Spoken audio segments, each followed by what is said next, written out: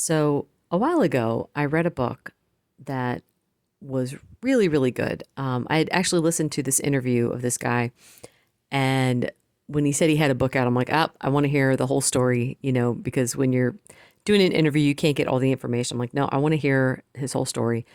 I think the name of the book was called Seal of God. It was about a man who wanted to become a Navy SEAL, and it was fascinating. His story was fascinating. I mean, he ended up becoming a Christian during his training, and it was it during his training.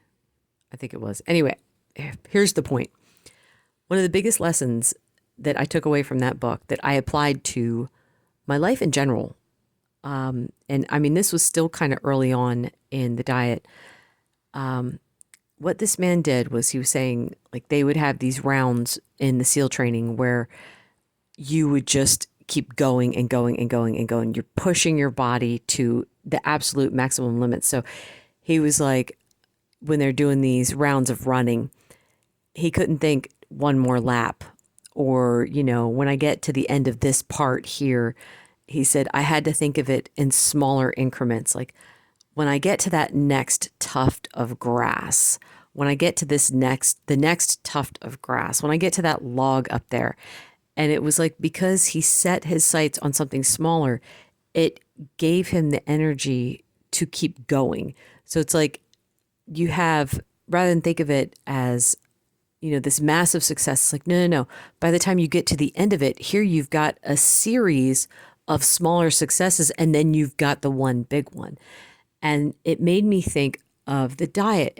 See, I used to have the issue of this was back when I was calorie counting.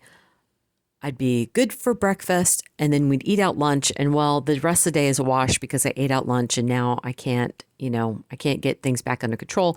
I wouldn't be able to get them under control that day or the next, or maybe even the next. It would be so hard to reel things back in, trying to undo the damage that I had done.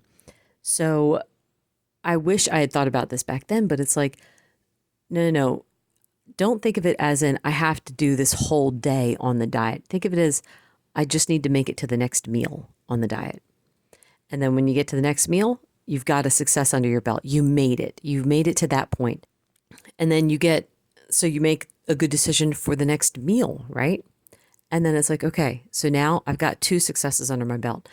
Let me make it to the next meal. It's the increments are smaller.